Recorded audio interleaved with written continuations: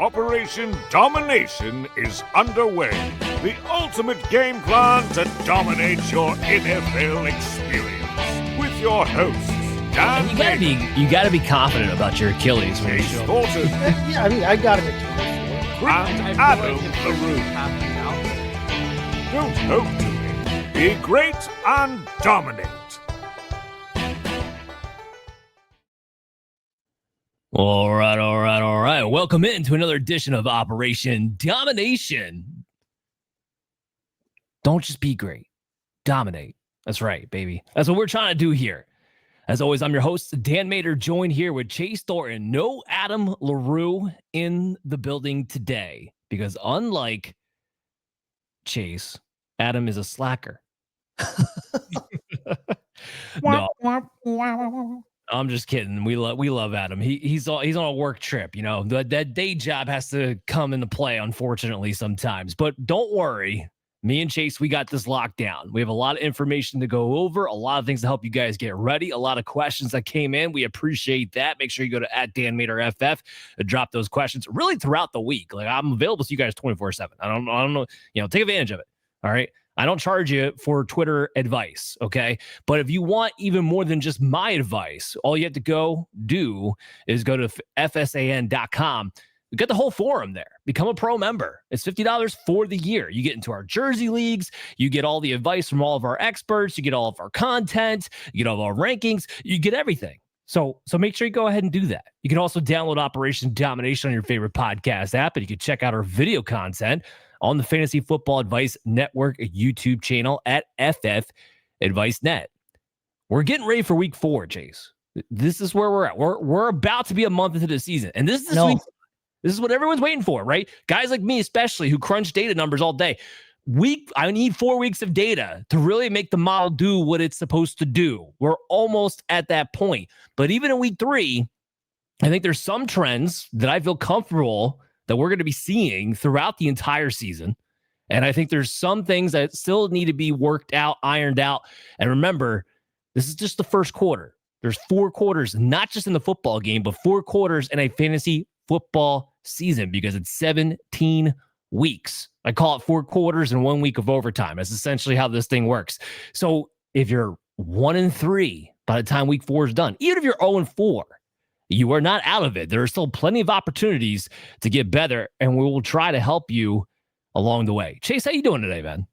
Doing all right. Got some new broadcast equipment down here in the Mott and Bailey basement bar. So hopefully we don't cut out like we did last week. I'll be here with you guys the whole time. So I know I was so thirsty. I didn't know what to make myself. You just left me in the dark. Listen, I made it anyway and drank it anyway, and then I had another one because I was thrilled with how of course, it went out right as I was starting to talk about, my portion of the program there, but never fear. We're back this week. We're going to talk about exactly what we need to here to get you guys ready for your DFS slate for this weekend and the rest of it there to get you guys charged up and hopefully win some money this weekend. Well, if one thing to plug you, Chase, real fast is that if you ever want more DFS content, if you want that recipe, Chase is always going to put in his article, which comes out when? Fridays. That'll be out on Fridays every week. The first 3 weeks are already up over there in terms of that. So you can go back and you can find our cocktail recipe from each of the first 3 weeks there. And then, like I said, it'll be out Friday. So I'll go a little bit more in depth into the guys that we talk about today. And I'll also give you a couple of other suggestions for ways you can fill in around them too. So yeah, check out the article on Fridays every week. All right. So with that, let's dive into it. Just another reason to go to FSAN.com. But we have start sit questions of the week. So I pulled out the ones that always have the most, popular players or not just popular players, but the most popular questions surrounding common players is probably the more apt description for that. This first one has a lot of players that a lot of people are asking about. So I put it in here, but it's a good one. It's a doozy. It's an interesting question. With CeeDee Lamb out, should I start George Pickens or stick with Emeka Egbuka? And I think every single week, I feel like Emeka Egbuka has been part of our common start-sit questions in some shape, way, or form. It's been very, very strange from that standpoint. But Chase, what do you got here? Which direction would you lean? No CeeDee Lamb in there. George Pickens becomes the number one. Emeka Egbuka, of course, has been doing his thing. Which way do you lean on this? Man, this is a great question for this week, especially since there are questions on both sides of the equation here that really make it even more difficult than it would be in a normal week. You mentioned CeeDee Lamb's out. So George Pickens, he should vault to the top of that pecking order there in that pass game in Dallas. He should see a ton of volume, but he's facing a Packers defense that is giving up the fourth fewest points to opposing wide receivers. He's not really going to have any target competition. I don't think. You could maybe argue that when Lamb's on the field, that Pickens and Ferguson and Lamb might be canceling each other out in certain routes. But Ferg is always going to get his. I think he's been one of the top targeted tight ends in the league this year. So I think that the Pickens should just step up into that number one role there. But again, that Packers defense has just been so tough and has limited people time and time again all week. Even last week when they had the disappointing loss to the Cleveland Browns. I mean, they lost, but it wasn't necessarily because they were giving up a ton through the air. But then on the other side of things, you look at Emeka Egbuka, and he's got, he should see a ton of volume too, because Mike Evans is going to be out. Now, we might be getting Chris Godwin back, which would be nice.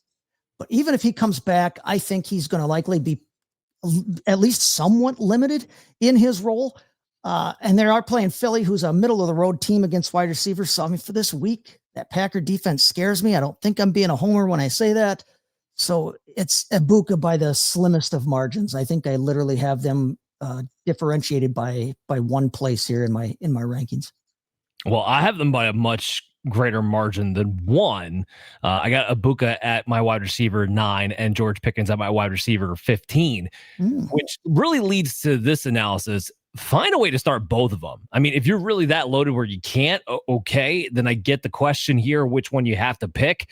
But I have both of them in my top 15. So that's me telling you that I would want to play both of these guys straight up if I could. Obviously, with Egbuka being my wide receiver 9 on the week, he would be the guy I would lean to if you have to choose between one. I mean, you mentioned Chris Godwin coming back. The guy barely practiced throughout training camp.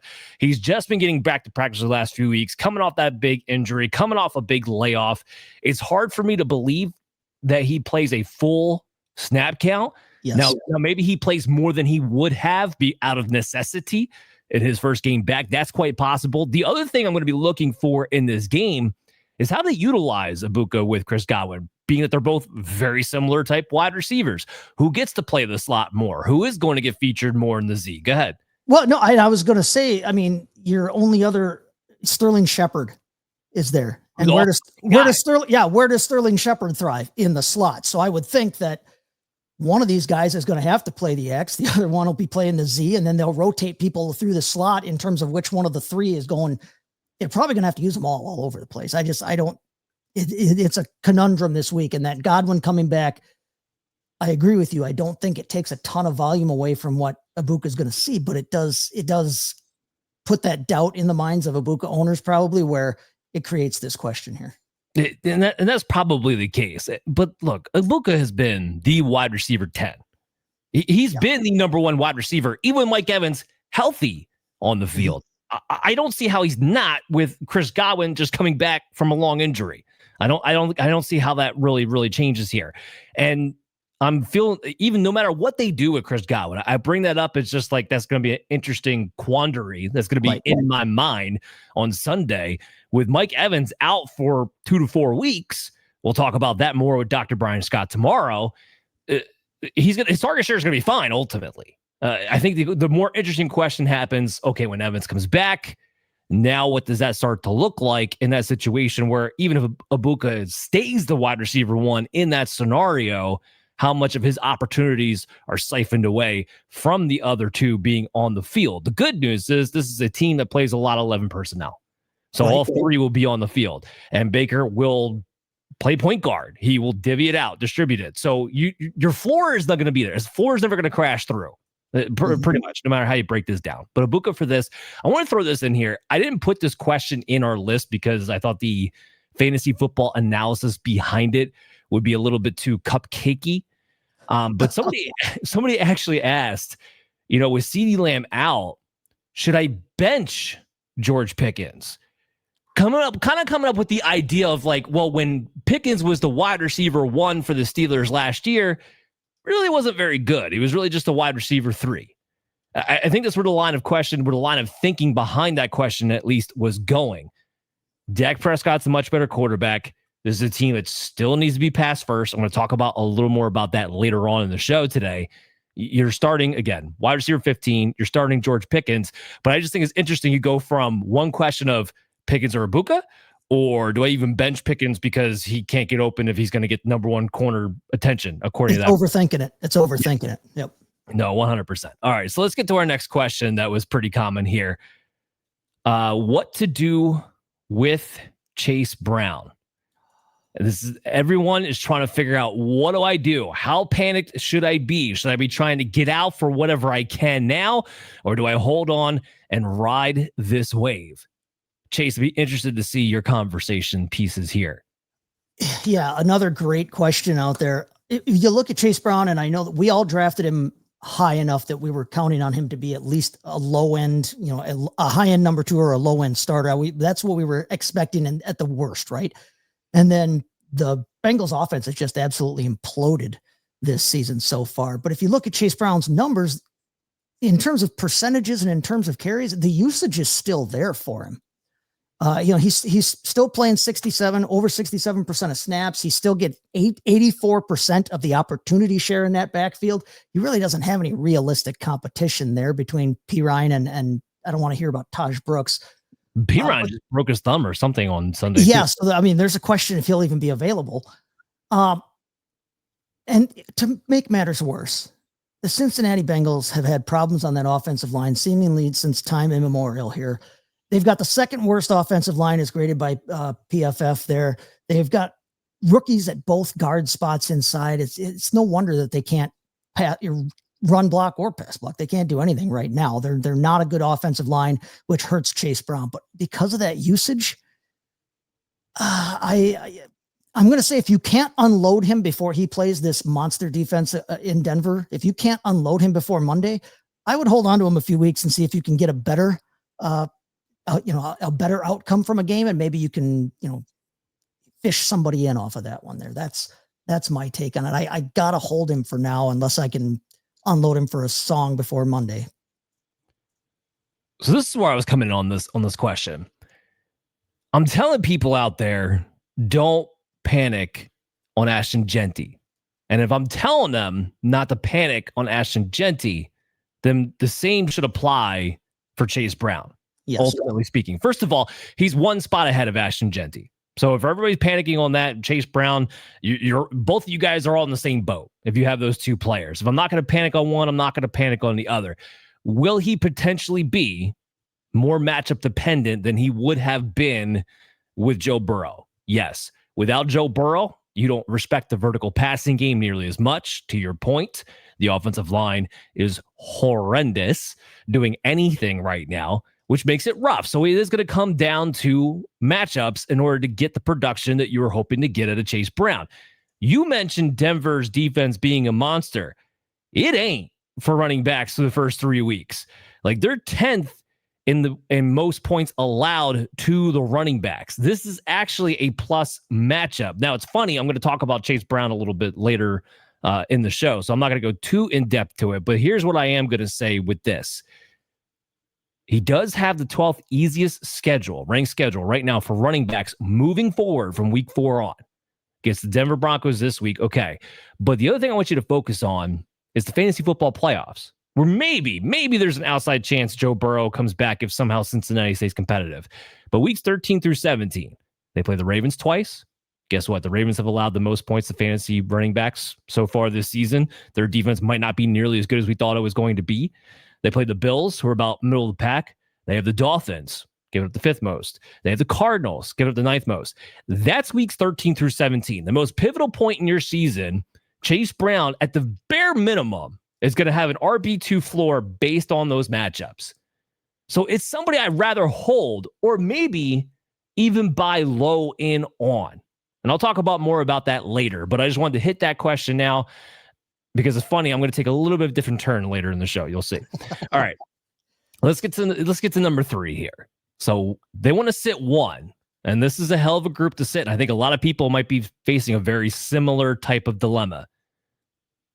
Sit one running back out of Javonte Williams, Chuba Hubbard, or Trey Benson, now with the James Conner injury. So this is going to be a common theme, I think, amongst most people. Where do you fall on this, Chase? Yeah. Wow.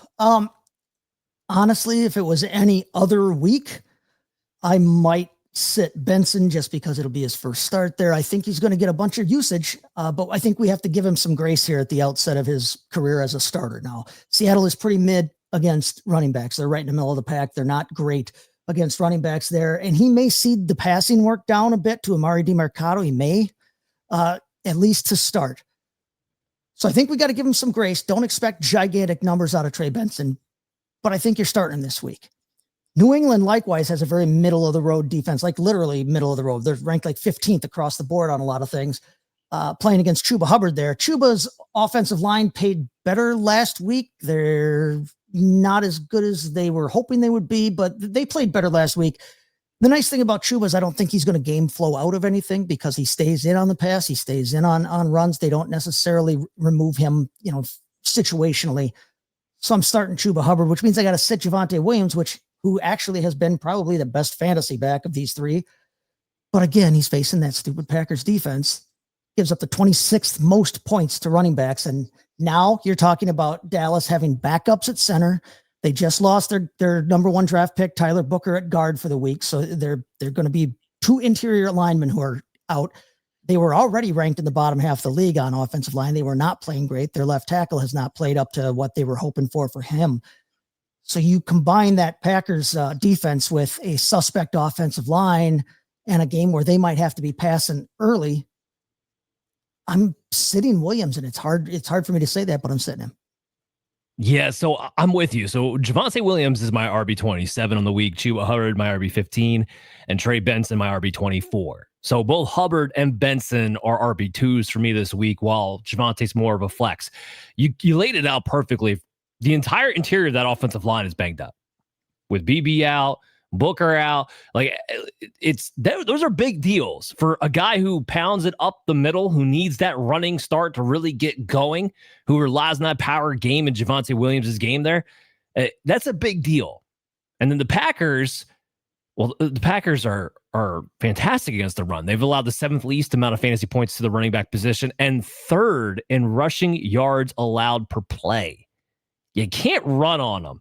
Quinshon Judkins did have a decent game this past Sunday, but that was against light stacked boxes because the Browns were trying to throw for the most part. Even though it was a neutral game script, they were still trying to throw the ball.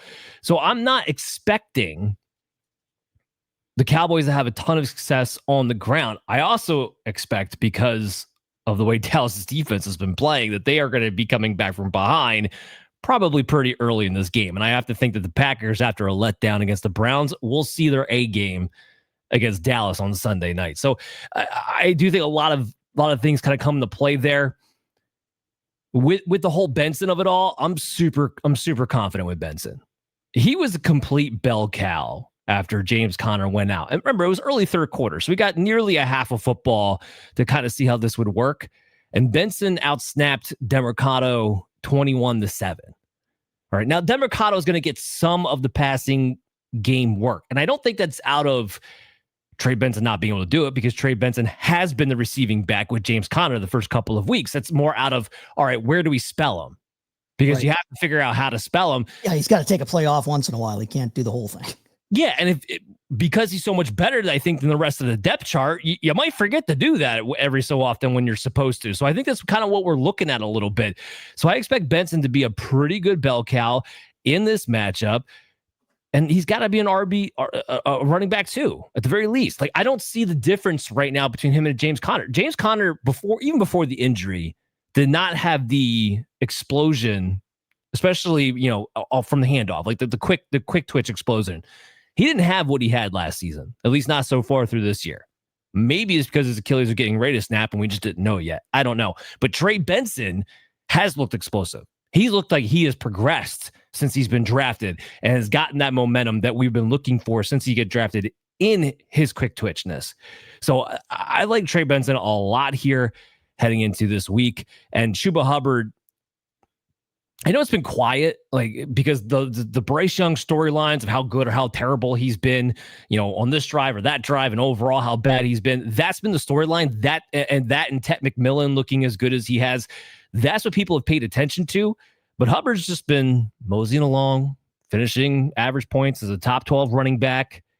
Another good matchup here against the Patriots, who are 14th in points allowed. It's not a matchup that scares you in any capacity. So Chuba Hubbard's just one of those guys. I'm going to keep playing as an RB2. And I'm going to keep getting that solid production. I'm not benching you ever. So we've been talking start sit for this entire season. And we're finally at the time of the year where I'm willing to entertain trade questions. Okay. So here's a trade advice question. Puka Nacua for Devon Achane. Who wins? What do you think about this, Chase? I don't understand why anybody who has Puka would try to make this trade, even if you need a running back here. Don't trade Puka away. I mean, on the surface, it doesn't look too bad, right? I mean, you've got wide receiver, a wide receiver one, just happens to be the overall wide receiver one right now. You're trading for a running back one, who is actually running back 7 overall right now. And that's not terrible in a vacuum, but that's a 3-point swing in terms of what Puka is scoring you on average every week versus what you're getting out of Achane. Plus, you've got the idea that now you're having to rely on Achane in that Dolphins offense, which has been, who the hell knows what's going to happen with that.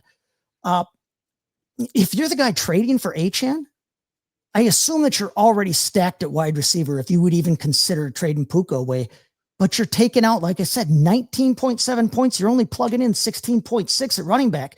That's going to have to be at least 3.2 points per game more than whoever you had playing in your flex position, which might be the case, but probably isn't, because you already had bad running backs and good wide receivers. It's Puka. Don't make that trade, Puka owner. Yeah, I wouldn't. First of all, Puka Nacua is the number 1 wide receiver in fantasy football. And as long as Matthew Stafford stays healthy, which so far he has, and hasn't been hit much either, by the way. The offensive line is not great, but they've been doing a good job making sure he gets the ball out of his hands pretty quickly. I don't think that's going to change, to your point. So right now, Puka Nacua, 36.5% target share. That's second in the league. 45% targets per route run. That's first. And 19.7 half-point PPR points. That is first. It's an offense that throws first, and right now is targeting all of its, funneling all of its targets to 2 wide receivers. Like, this is what you pray for when you have elite weapons and usage. Like, I don't get it. And Achane, look, to his credit, he is performing well, especially relatively speaking with that offense. But it's like you said, it's an unstable offense. It's an unstable offense environment. We don't know if Mike McDaniel's going to even be a head coach in a couple of weeks and what that could mean. So there's a lot of things there to consider. To your point, you'd have to be super stacked at wide receiver, super desperate at running back. Maybe you are, but ultimately Puka wins the trade there. All right, we have our first showdown of the show.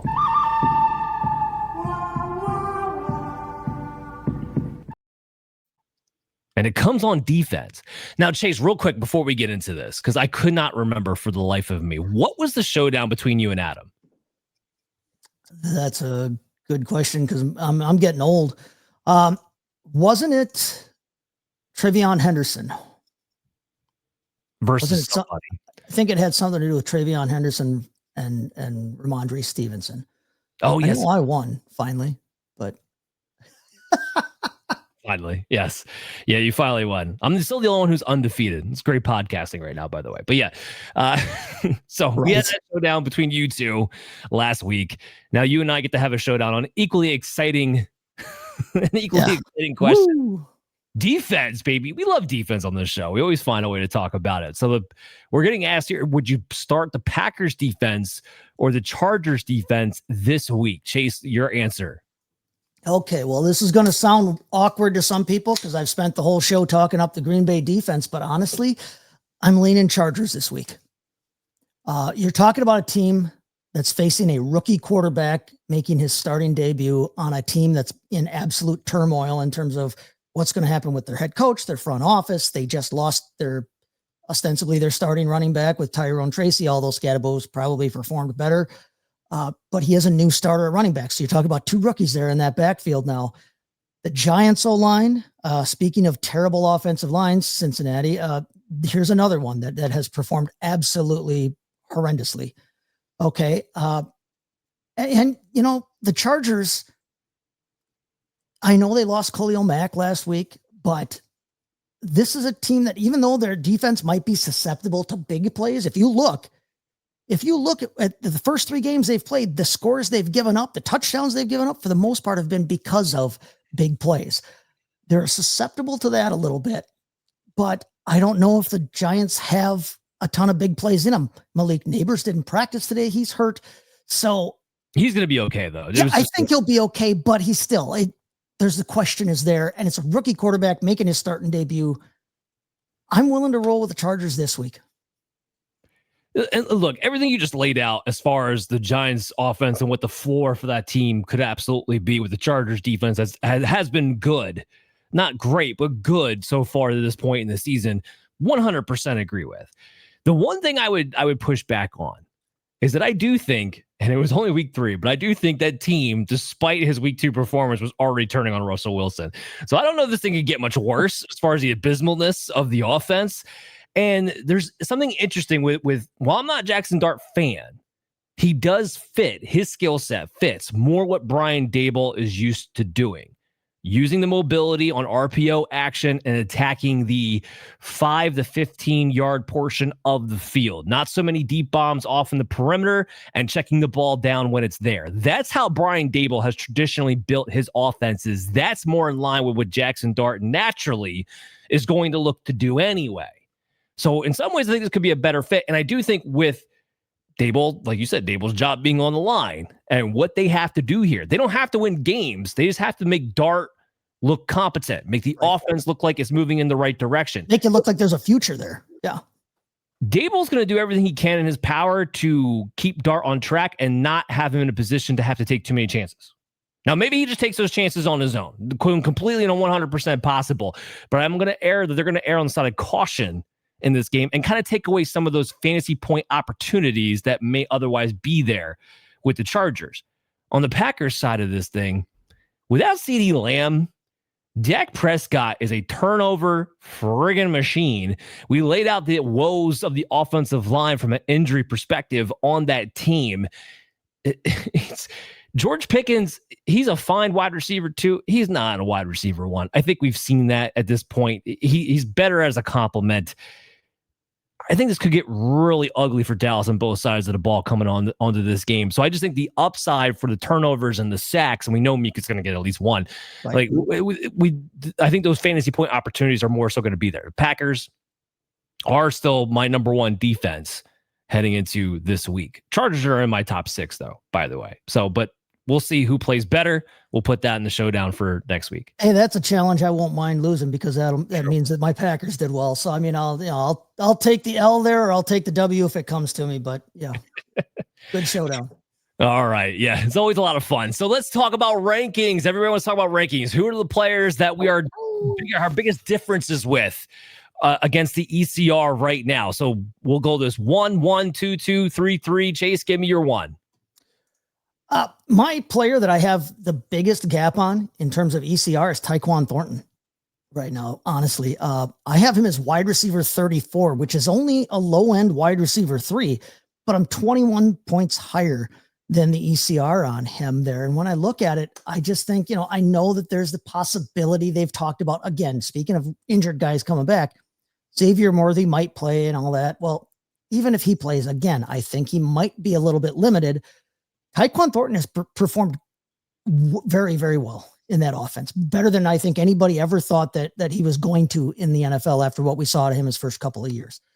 He's been very good there. And he's sitting right around wide receiver 20, 21, somewhere in there in half point PPR. Yeah, he's in the top 20. So he's been a wide receiver 2. I'm ranking him as a wide receiver 3. The rest of the industry is like, oh, forget him. I just don't see where he ranks as the 50th best in that offense, even if Worthy comes back, because I think that there's nothing really all that exciting about what Hollywood Brown has done. Travis Kelce hasn't looked like necessarily Travis Kelce all the time.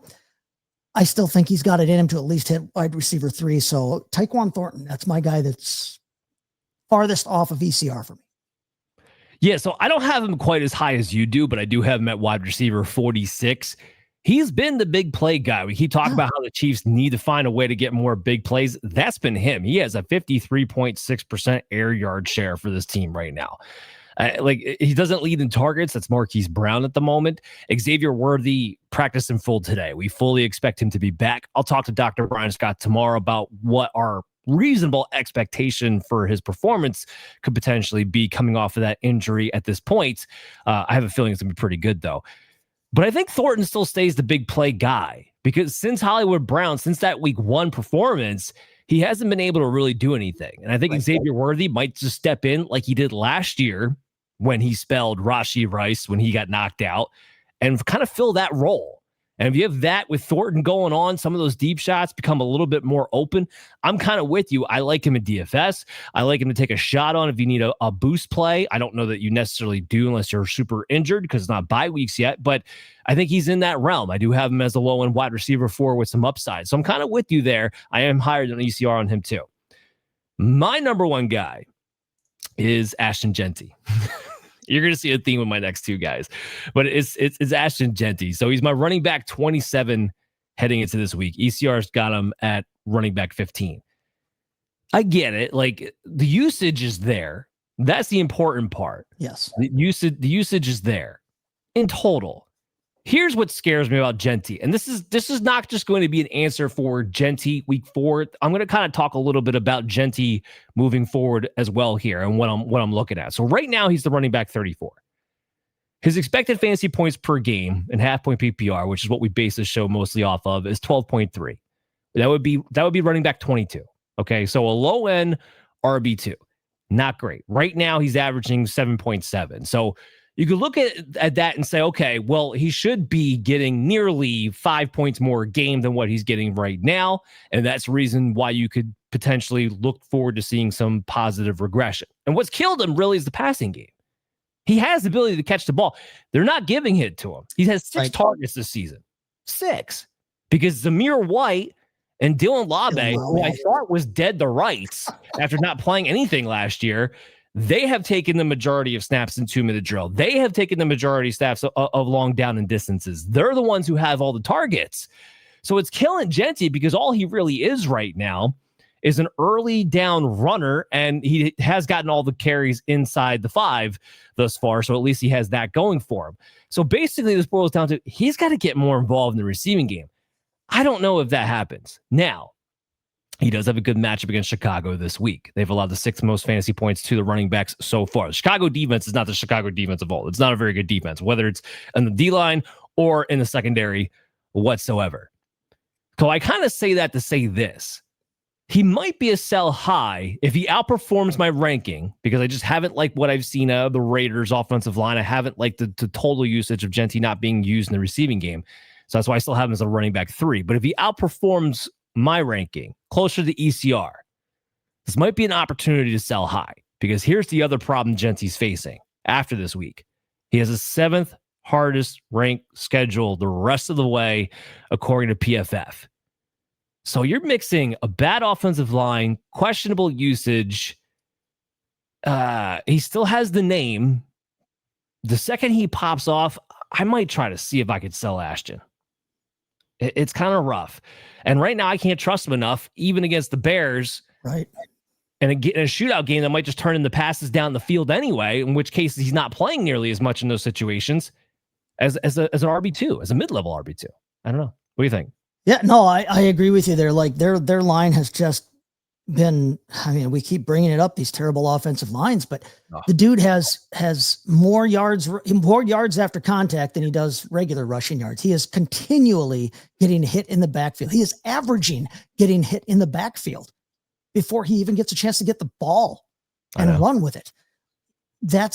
If that doesn't improve, I don't see his rushing performance improving. And like you say, right now, unfortunately, we were all hoping for like a Bijan Robinson redux, right? We were hoping to find a guy that was going to be used in every phase of the game because we know he can be. He has that ability. And yet, if that offensive line doesn't play better, you're talking about an early down back on a team that can't run the ball and is going to be in a lot of second and longs and probably has to throw anyway. Yeah. So, you're hoping against hope, maybe, that he has a pop game here against a bad run defense in Chicago. And then, sell him off. It sucks. I know he was probably your first round pick and you're probably selling him for not quite pennies on the dollar. But yeah, I mean, it's just such a tough situation there because that offensive line has been so bad in every phase. 100% agree. And the fact he's making missed tackles makes you think that maybe this thing gets turned around, but it definitely won't get turned around in the way that you're hoping for when you drafted him in the first place. I feel pretty confident in saying that, at least at this point. Who's your number 2 discrepancy? My number 2 discrepancy here is J.K. Dobbins, running back for the Denver Broncos. I have him at running back 11. I have him as a low-end RB1 this week. I'm 11 spots over ECR there. They've got him at 22. When I look at this game, I look at the idea that, I mean, you talk about Denver, they're going to be at home playing against Cincinnati. Cincinnati's defense sucks. Since I'm going to talk about Dobbins a little bit more later, but Cincinnati's defense is terrible. This is a game I expect Denver to win. They're leading, if they're leading at home, they're going to want to pound the rock. Who are they going to want to pound the rock with? They're going to want to pound the rock with Dobbins. They're not pounding it with RJ Harvey, even if they want to give RJ Harvey some work. Denver over a touchdown favorite at home. I'll take their running back to perform very, very well this week. So J.K. Dobbins, that's my number 2. Where do you have him ranked at again? I have him ranked 11th. 11. Running back 11. You have him in the top 12. I mean, it is a juicy match. He look pretty strong. I have him at 17. So I definitely have him a locked in starter. I don't quite have him that high. Let me switch conversation to you for this real quick. Should he be a sell high? Because right now, what I'm looking at is expected fantasy points per game is 11.5, which in half-point PPR leagues means he should be more along the lines of a high-end RB3. He's actually putting up 14.5. So he's outperforming his expectation with his injury history, knowing RJ Harvey might get more involved as the season wears on. Is he a sell high to you right now? These kinds of questions in a vacuum are hard because it's always roster dependent. Sure. I mean, right now he's performing very well for you. And so why would you want to get rid of that? I mean, you probably drafted him low enough because RJ Harvey was the darling in preseason. You probably drafted him low enough that you've got 2 running backs ahead of him that you were counting on. Now, unless those 2 running backs are Ashton Jeanty and Chase Brown, I mean, you're probably getting okay production from them too. And you could maybe afford to dangle J.K. Dobbins out there and see what he'll bring you back as. I would do it. Yeah. After this week, if he pops against it, which I expect, obviously, as having him ranked as a running back 1, if he pops this week, yeah, go ahead, dangle him out there, see what you can get for him because you drafted him so low. Almost anything you're getting either out of him or from him in a trade is icing on the cake compared to what you thought you were getting. I agree. And you know what? I think consequently, RJ Harvey is a buy low. I do. I think RJ Harvey is a buy low. I'm sorry. I love Dobbins. I hope he does great, but I don't see him being able to stay healthy all season long. He's never been able to do it. My number 2 is Chase Brown. So just to bring this whole conversation full circle on back, I said I was going to get to it again later.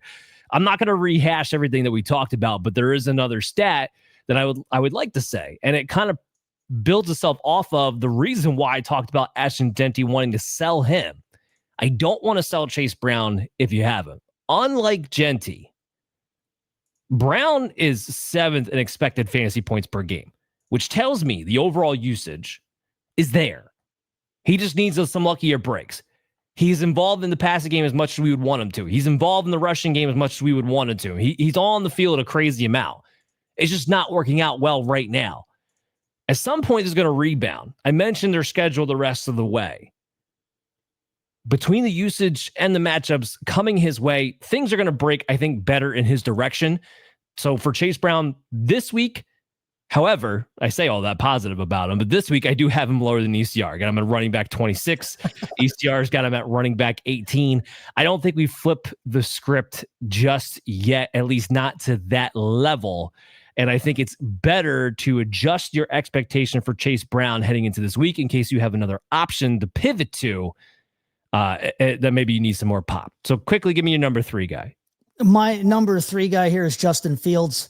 I have Justin Fields ranked as QB 14 if he plays. Of course, this is contingent upon if he plays, but I would be 7 points over ECR if he does play here. Look, again, it's Justin Fields. We know that the guy can run the ball. We know that every time he's been a full-time starter on the real field, he's been a number 1 quarterback type fantasy starter. He had almost 30 points for your week 1 there against, Pittsburgh. He got hurt, unfortunately, against Buffalo, but before he got hurt in that game, he had run the ball 5 times for 49 yards again. So Justin Fields is a guy that, again, if he's playing, I like him as he always has that possibility for multiple rushing scores. He's throwing to the best, wide receiver that he's had in his career with Garrett Wilson, who's playing well this year. I like Justin Fields this week. Yeah, I'm with you on that one. If he plays, he will be my top 12. My rankings don't reflect it yet because I'm still waiting for that confirmation. Okay, my number 3 is Trey Tucker. Right now, ECR's got him at wide receiver 50. I got him at wide receiver 37. Before you sit there and tell me, well, damn, Trey Tucker is just a 1 week wonder. Blah, blah, blah, blah, blah, blah. First of all, he's number 4 receiver on the year right now. I mean, for what that's worth. But more importantly, where I get into where I don't think this is necessarily a 1 week wonder situation is that his usage has been actually quite good. Yeah. He's had 92% of the routes run for the team. He's at 18.9% target share. He only has 4 less targets on the year than Jacoby Myers. He has the same amount as Brock Bowers. He's very much involved in this offense. And then he has the team high of 27% of the air yards on that team on top of it. So the big plays are there. He's as involved as Jacoby Myers. He's as involved as Brock Bowers. This is a team that's going to be in a lot of either negative or shootout scripts that we've already seen so far this season. Geno Smith's a good enough quarterback most weeks to get the ball out there to give his guys opportunities. And this match against the Bears is one of the higher over-unders on the week at a 47.5. And their secondary has been undermanned and will continue to be undermanned most of, if not all of the season with the injuries that they've faced right now. So Trey Tucker to me is he maybe boom or bust? Sure. But I think he's got some serious pop that you want to consider at the very least in your flex situation. I might even bring him up during the DFS cocktail hour.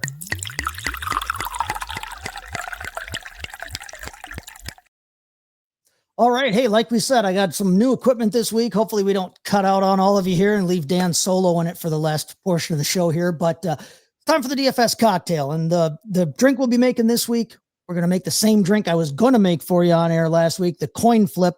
Again, that recipe is online with my week 3 DFS cocktail article. Check out a new cocktail recipe this Friday when that article comes out there. But to get started, it's a weird slate this week. It's really weird. If you look at the over-under lines, if you look at the favorites lines, there's a lot of games that are like in the 47.5 to 49.5 point range in terms of their over-under. But there are some big favorites this week. You've got Buffalo as a 15.5 point favorite over New Orleans. You've got, according to DraftKings Sportsbook, you've got Detroit as a 10 point favorite at home. You've got the Chargers as a touchdown favorite on the road. Houston Texans are over a touchdown favorite against Tennessee at home. So when we're looking where we want to look at here, for our base spirit, for the thing that we're going to build the cocktail around and the DFS lineup around, I want to look for one of those higher point totals there, but with a small spread. I don't want the point spread to be, I don't want there to be a big favorite there because I want this to be a shootout. I want this to keep going, right? So if I take a look at it, I'm looking at the Colts at the Rams, pardon me. Colts at Raiders it's got the highest point total on the slate at 49.5 for an over under there. The Rams are favored, but they're only favored by 3.5 here at home. And we're looking at a team in Indianapolis who I think has outperformed everyone's expectations, probably even their own.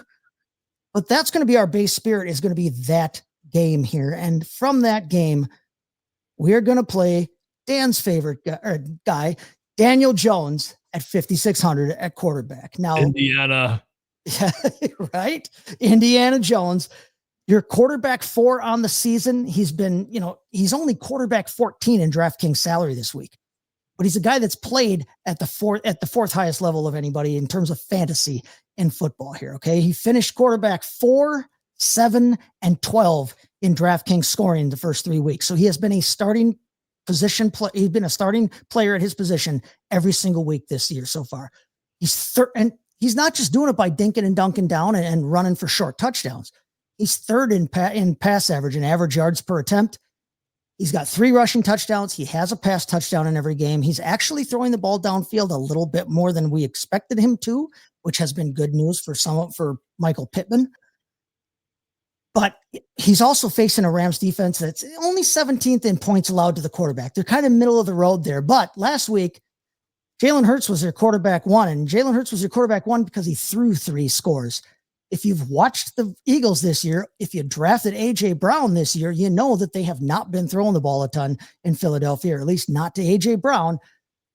If Jalen Hurts can throw 3 touchdowns against this team, that tells me that there's something to be had there in the air. The rest of Hurts's passing numbers were not outrageous. They were right in Danny Dimes' wheelhouse there. He only threw for like 228 yards, something like that. It wasn't an astronomical, number.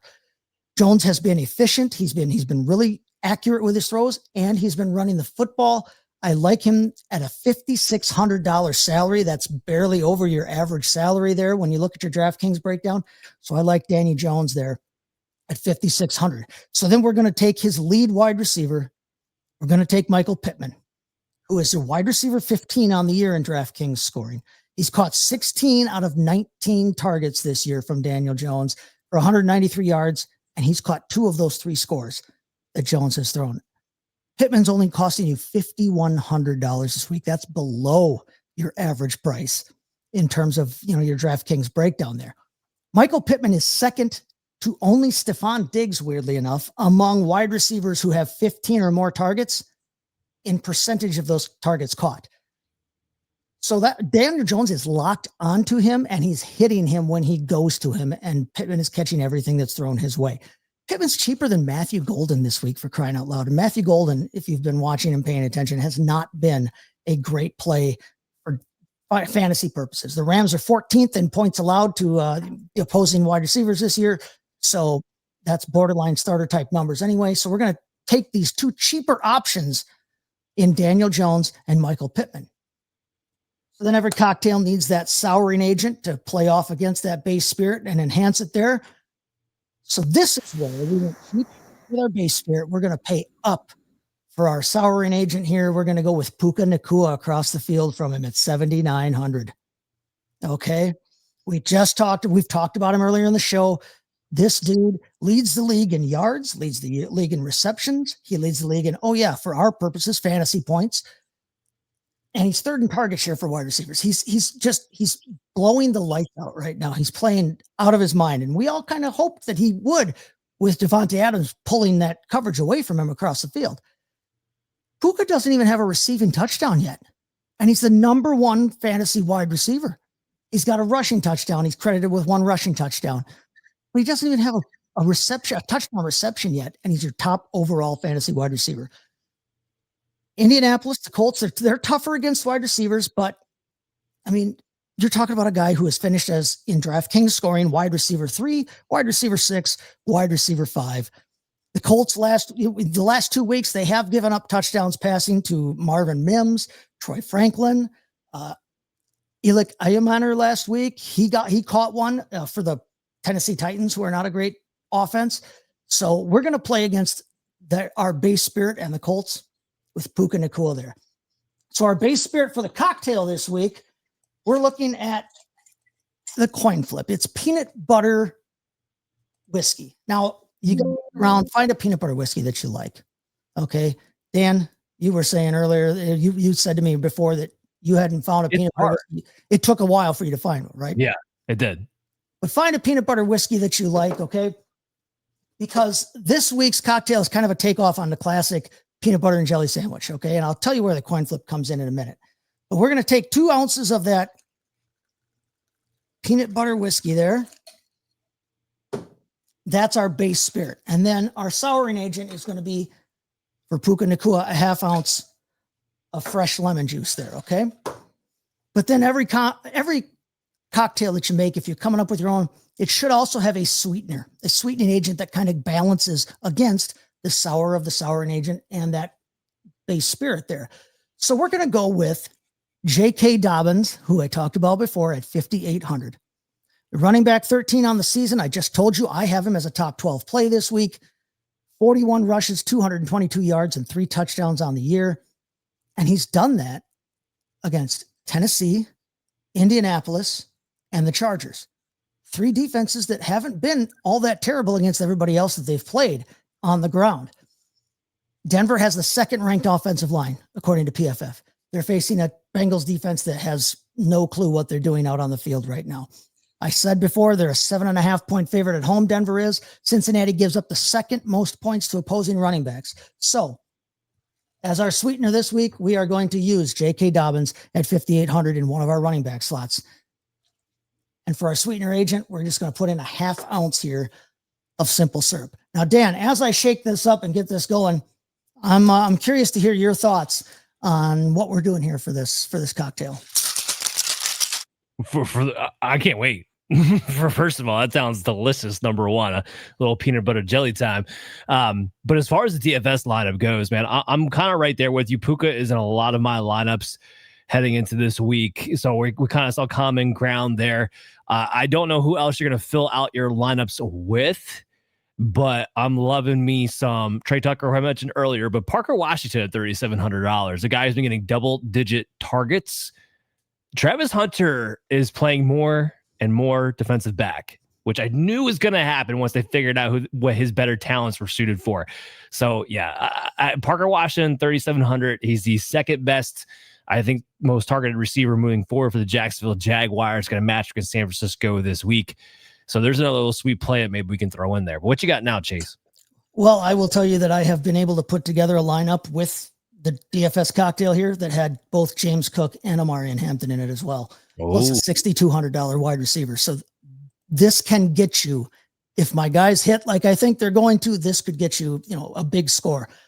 But we're going to strain that into our glass here. Whoops, take the lid off. There we go. So we're going to strain that in there. And here's where the coin flip comes in. We are going to top this off and mix in either a strawberry Moscato or a regular grape Moscato. And that's the jelly on your peanut butter and jelly sandwich, if you think about it that way, okay? It's kind of up to you. Now, if you want to be, if you want to leave it to the fates, you can literally flip the coin for it. For our purposes, I am going to just use a strawberry Moscato here that I have. We're going to put 1.5 ounces of that in there. So I will fill that. Let that go. And there is your coin flip. A peanut butter and jelly sandwich in a shot. It's wonderful. Sip on it. You can have multiple of these because none of the alcohols that we put in it, unless you find a peanut butter whiskey that's crazy proof, there's not a whole lot of alcohol in it. So you can sip on these all night long if you want to, but Slanjava, and good luck here on your DFS lineups. Good luck with our plays there, and good luck with your weeks. Make sure you come back to Operation Domination on your favorite podcast app and check out our video content on the Fantasy Football Advice YouTube channel at FF Advice Net. We'll be back tomorrow with Dr. Brian Scott for the injury inquiries. And while I will not have Chaz in the building for our bets for Saturday morning, he will be cutting up videos I'll be playing along with my player props and my bets that I like for the weekend too. So all that and more coming up. We'll see you guys then.